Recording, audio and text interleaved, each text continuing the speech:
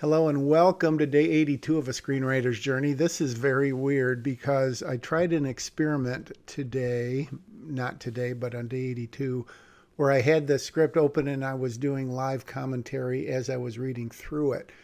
And my justification for this was that I felt I was pretty much done with the script, which in retrospect, I don't think I was, because this is August 15th, and I've got probably 6 or 7 at least days since then.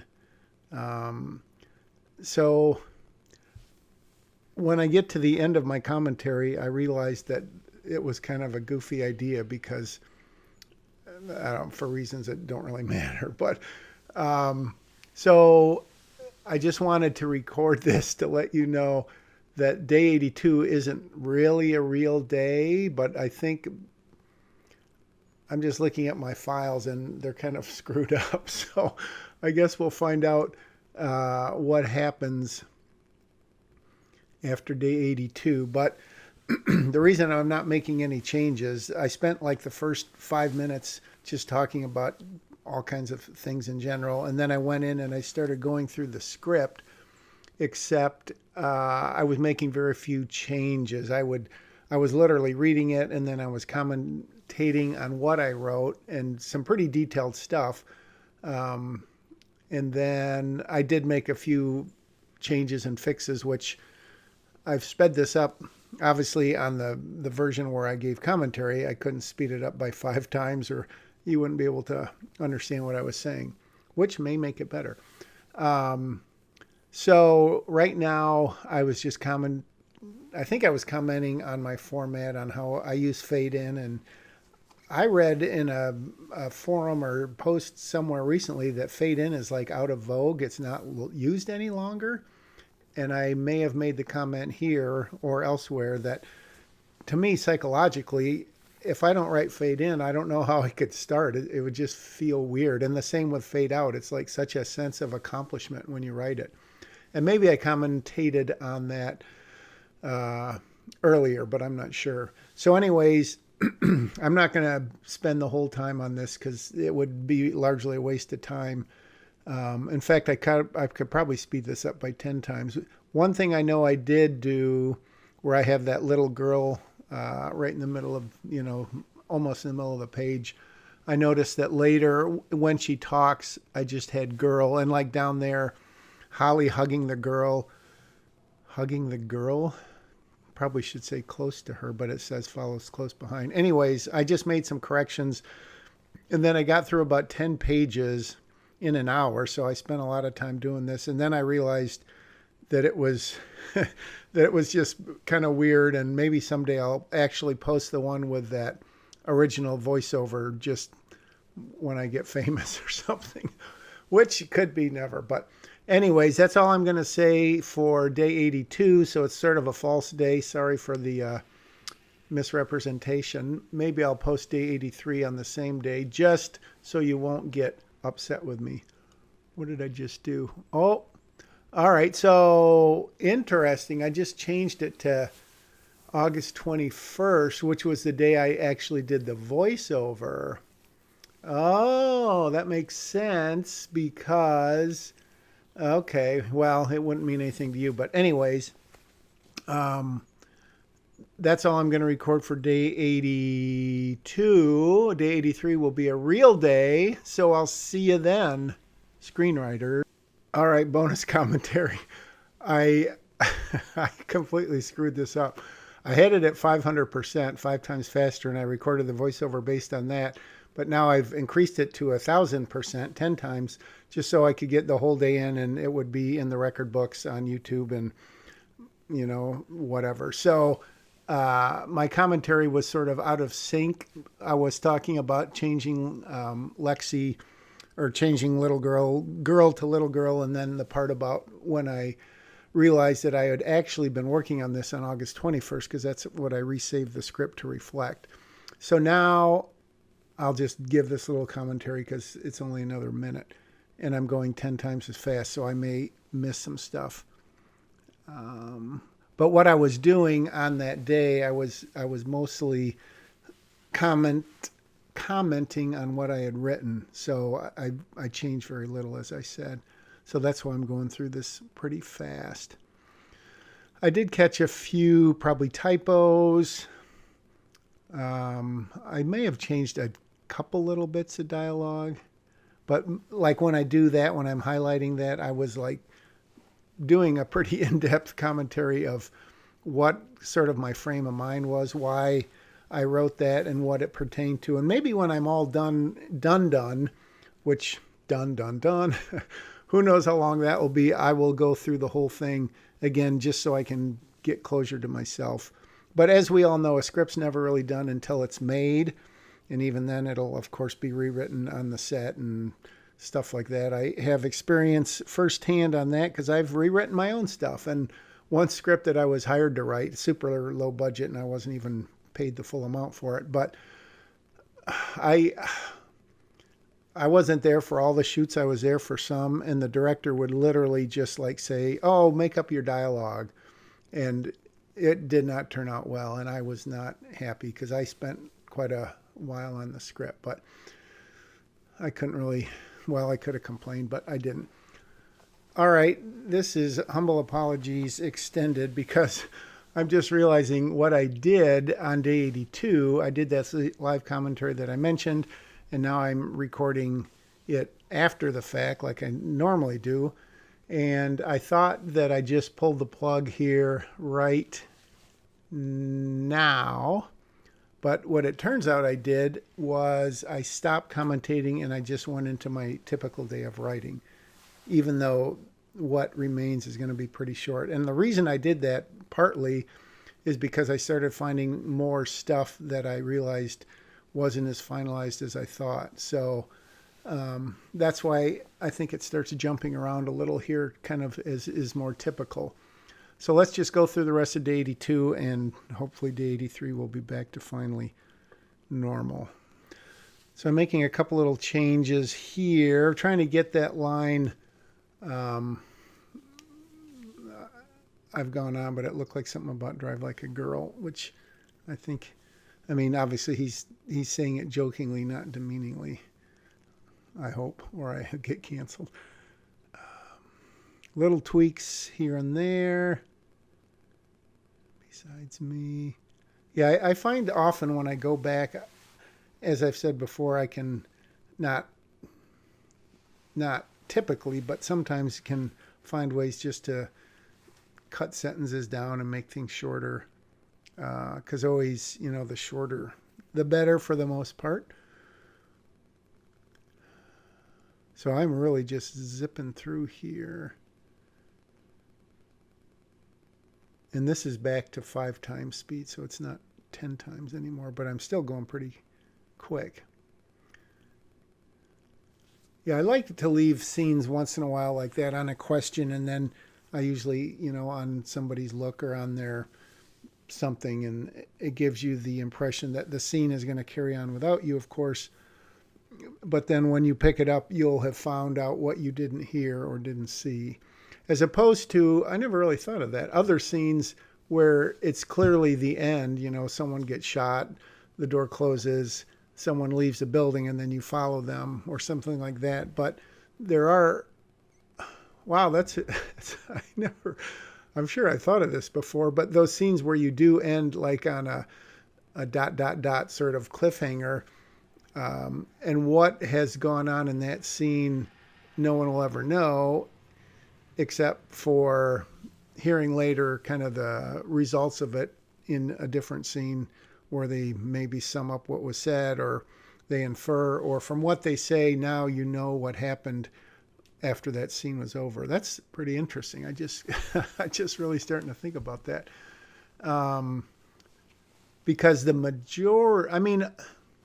guess to some extent, all of your scenes should be a little bit cliffhanger-ish, or page-turner-ish, but that's really not the same as leaving the scene in the middle of what might be something kind of boring to the audience, which is, of course, the perfect reason to end a scene or start a scene later, because they're going to talk about stuff that may be important to them, but not to the audience, which is kind of an interesting concept when you think about it. So, don't you think it's going to be? Oh, I think that is a new line. Gary is trying to take away the aspect that there's anything that he's afraid of or worried about. It's just like, don't you think it's going to be weird enough? And then Lexi sort of backs him up on that. And she wants to make this as little of a deal as possible. Obviously, she doesn't know what's going to happen, but she figures she'll go in, see her, and then they'll get on with their weekend. And obviously, as the writer, I want to lead the audience down that path too, that whatever's going to happen is certainly going to be important because, again, this is page 25, so we're nearing the act break, right? So something big is going to happen. And so on the one hand, we know something's going to happen. On the other hand, I don't want to make it too, foreshadowing or danger, Will Robinson. So that's why I think I made Lexi's line as casual as possible. Let's put it that way. And then I changed this a little so Larry shows up and he says, I don't think it'll be that weird.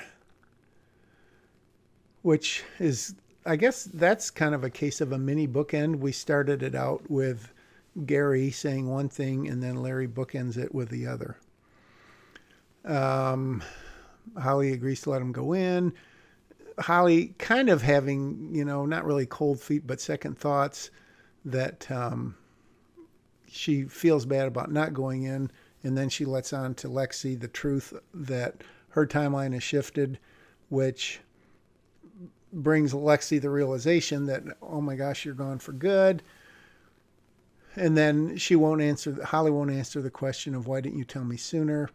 And so I think this kind of all works into this ending of Act 1 and breaking into 2 because Holly is physically going somewhere and there could be, let me throw this out there for comments, comments, and whatever.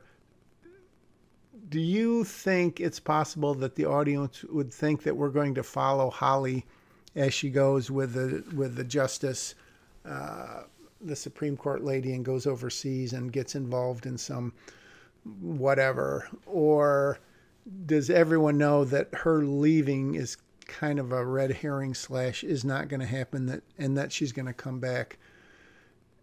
And I would say yes to the latter, because otherwise we certainly wouldn't have set all the stuff up with the 4 kids and the mom and all that stuff. So it's probably kind of a pipe dream to think that people would assume one thing and another thing's going to happen. So, but having said that, I don't think it's a big deal that they don't, or that it turns out like it does, because the story, is not her going, it's her deciding to stay.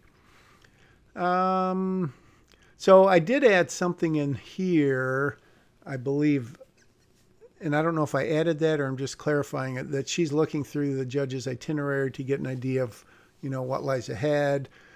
Security, I'm sure they probably give that out on a secure network or fashion or something, so the people who are going to be working the security detail can know going in what to expect, what might be dangerous. So that's another little, kind of little umph that, hey, maybe this is where the story's going to go. But again, I wouldn't expect people to really believe that. All right, let's see what else. Not changing too much here. They're in the cabin. Abby is kind of trying to guilt her into... Oh, wait a minute. All right, I shortened that a little bit. That's not fair. Yeah, I didn't really like that. That's not fair. Some celebrity. So Holly she thinks about this a little bit, and then you see I um, cut a couple lines out, which is good. Good, Jack. So happy for you. Um, Personally request me starting now. I'm just jumping through here, and I don't think I'm reading this. I'm even sped up 5 times. I can't believe I'm reading it that fast. Maybe I am. You're safe here. Yeah, so I am definitely cutting out little bits and pieces. And it's funny, once you go through and you lose or you gain the objectivity of not saying, oh, I can't delete that line of dialogue because it's just so perfect, which usually means that, like I said, if you're in love with it, then you sometimes need to cut it or change it. The record. I have 4 hours to kill. I don't know if I change that again or not. Pick me up there. I'll do what I can to help. 20 minutes. You're sure about this? Don't make your next one. Let me worry about that. So this is kind of an area where it's, I mean, this is the fun and games part of the script. And so it's a little bit not mysterious, but it's like, what is she really up to? What's her real motive? Why isn't she telling various people the truth? So she comes back. All right. Yeah, this I worked on a lot. Paul's bit. And I finally got it. I don't know if I got it today during this day 82 or not. Let's see.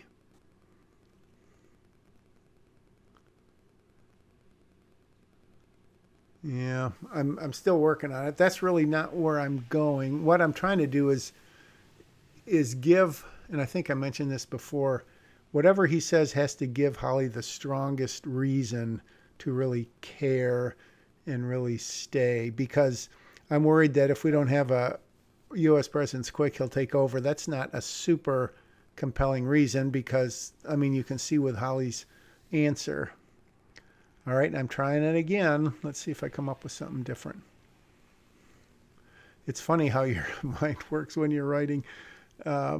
Sometimes you just know that it's not quite right, but you don't know what is right until you keep trying and trying. Tread lightly. Yeah, I'm getting there, but I don't know if I'm quite there yet.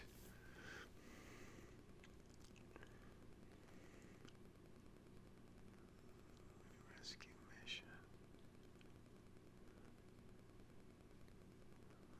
Don't be.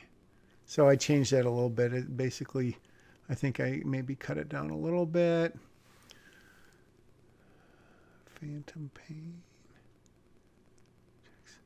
Yeah, as I get near, again, this isn't, the end of the rewrites, obviously, because I haven't sent this out to any big time people who may give me all kind of notes. But as I get to the place where I think, yeah, it's getting ready to send out, I definitely go through and just really try to cut, even if it's literally a word or two. And you can see, I mean, there's a ton of white space in this script, which when I read a script like that, when I get one, I'm like, oh, yes, thank you.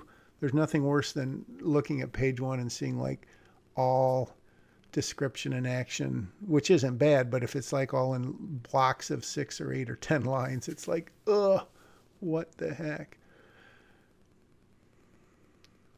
Okay. There's a parachute back. You're hilarious. Okay, so that, yeah, I like this. And so really now we're approaching the halfway mark on page 52, 53. And so there should be like a false victory, a false defeat, according to good old Blake. Save the cat. So what would be that? Let me just think about it and read. Who's the kid? A friend of hers. So I don't know. I don't know that I would say meeting Salerno for the first time would qualify. I mean, it certainly is a major deal. It's interesting because Lexi is finding out something big and important. It's not really her story, though. It's more Holly's story. So I guess I'd have to go back and look to see what the scene is right before this. Because this is, I don't know, 2 pages? This is a pretty major. Okay. Yeah, this. Well, we're more than halfway done, so I don't know that I would include this. I'm I'm going back and forth a lot, because you could even consider the Salerno scene, the bad guy starting to close in, because he's established contact, and certainly when Holly goes up to Wright City and meets Hogan, I hadn't really thought about it, but that's kind of the halfway point too. He comes in a little bit after that. But that doesn't really count as anything. It is probably pretty late for a character to be introduced, but I think I'm okay with that. He kind of, in a way, a little bit takes over for Paul's character. A little bit, not really, but a little bit. My boss told me Noble might try and pull something like this. Everyone goes around. All right, hold on. I'm jumping around here. So she was the judge that signed off. Well, you could say a false victory maybe is Holly coming back and them getting the tip about where the kids are, possibly, and them going up there, because that happens right about then, doesn't it? 50 or 52. It looks like I'm, whoops, I can say, I guess it looks like I'm getting ready to quit. Yeah, I'm still working on this bit. I say not present day, but as I'm writing this, because I'm still deciding exactly how this conversation goes. And with that, day 82, which was a wacky day, I apologize one last time for that. Day 82 comes to an end, and guess what that means? Day 83 will be tomorrow. Screenwriter's Journey, thanks as always for checking in. Bye-bye.